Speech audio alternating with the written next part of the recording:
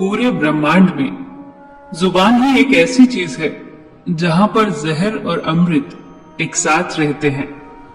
सबसे अधिक घाव यदि कोई पहुंचा सकता है तो वो है हमारे शब्द, हमारे वचन। शब्द यदि चाहे तो अमृत बनकर आपको जीवन दान दे सकते हैं, या फिर घृणा का विष बनकर आपके जीवन को पीड़ादायी बना सकते हैं। एक बार एक आदमी का अपने पड़ोसी से झगड़ा हो गया। उसे इतना क्रोध आया कि उसने अपने पड़ोसी को बहुत अपशब्द कहे। जब क्रोध शांत हुआ तो उसे बहुत पछतावा हुआ।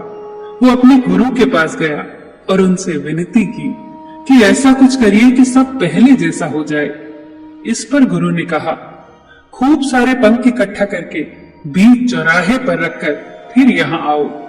आदमी ने ऐसा ही किया और वो फिर गुरु के पास पहुंचा।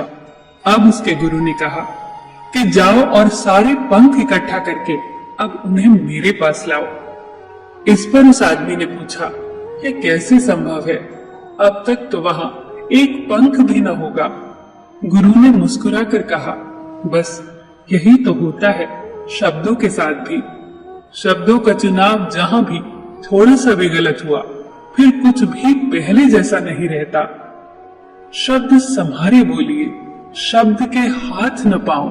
एक शब्द औषधि करे, एक शब्द करे घाव। किसी की अच्छाई का इतना भी फायदा मत उठाओ कि वो बुरा बनने के लिए मजबूर हो जाए। बुरा हमेशा वही बनता है जो अच्छा बनकर टूट चुका होता है। पसंद करना और प्यार करना दोनों अलग अलग चीजें हैं। जिन्हें फूल पसंद होता है वो उन्हें तोड़कर अपने पास रख लेते हैं, पर जिन्हें फूलों से प्यार होता है वो उसे तोड़ते नहीं हैं बल्कि उसकी देखभाल करते हैं। मूल्यवान वो नहीं जो ग्रहण किया जाता है, बल्कि मूल्यवान तो वो है जो पचाया जाता है। क्योंकि भोजन यदि ना पचे तो रोग बढ़ता है, बात ना पचे तो चुगली बढ़ती है, प्रशंसा यदि ना पचे तो अहंकार बढ़ता है, और राज न पचे तो खतरा बढ़ता है।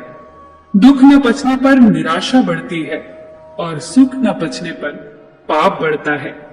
इसीलिए जो भी मिले उसे पचाना सीखिए। इसी में जीवन का सार है। खाली हाथ ही रह जाते हैं वो लोग जो दूसरों की खुशियां छीन लेते हैं। जीवन में जो भी करो पूर्ण समर्पण के साथ करो।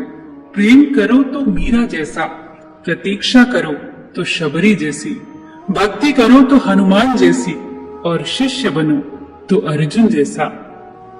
फकीरों की सोहबत में बैठा कीजिए, बादशाही का अंदाज खुद ब खुद आ जाएगा।